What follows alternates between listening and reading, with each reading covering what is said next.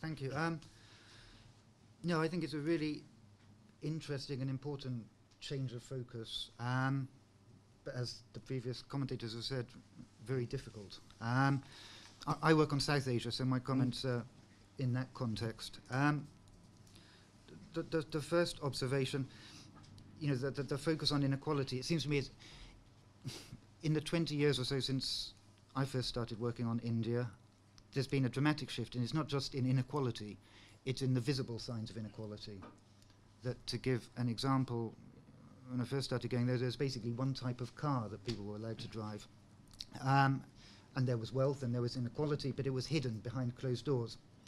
And last time I was in India a month ago, outside the hotel, which was not one of India's best, not one of Delhi's best, was a yellow Lamborghini, which is a very impractical car for India's roads.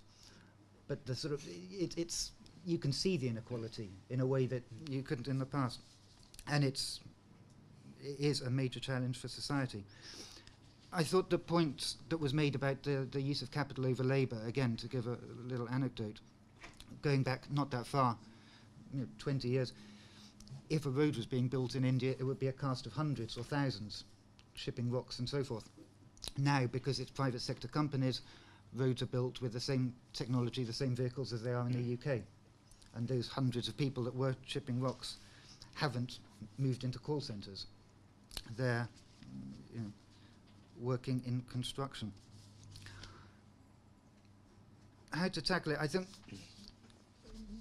property taxes, I think, are very interesting. I mean, it's one of the big scandals in India at the moment is how politically well-connected people take advantage of urbanisation. That an indicative cost of an acre of land in India for agriculture is around, obviously it varies, but an indicative figure would be around $4,000 an acre. Once that land is notified and allowed to be developed, it goes up to about $250,000. And so what you have is politically well-connected people buying up land that is then subsequently notified, allowed to be developed, and making a lot of money very quickly, exacerbating inequality, and also taking out the rent that should be taxed.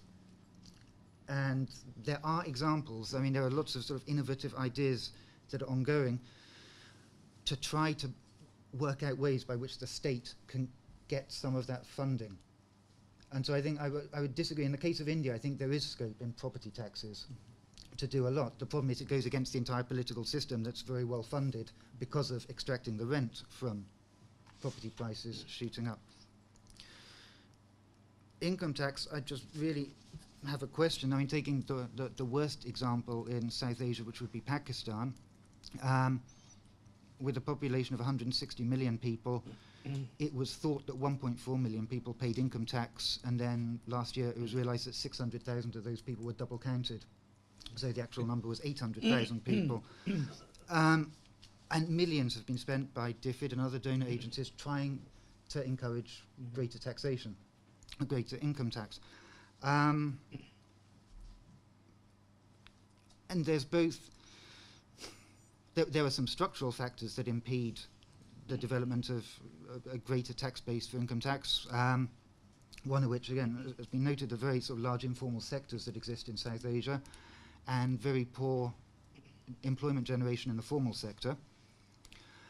And so because of that, when sort of functional schemes have been attempted, such as more use of IT, or various schemes to say that anyone who has a credit card or is a member of a club or this sort of thing has to fill out a tax form, they haven't been as effective as hoped. It's also to do with the with the inequality. It goes back to that obviously a large part of the population aren't wealthy enough to pay income tax.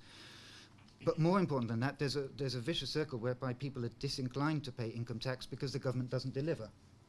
And in part, we say that's because there's corruption in Pakistan. But it's actually more than that. Let's pretend that there wasn't corruption in Pakistan. Pakistan's tax revenue is around 22 billion rupees. Its external debt repayment would be around 7 to 8 billion rupees. So a third of the money that goes in taxation is used to repay pre-existing external debt. A similar amount, maybe slightly more, goes on defence spending.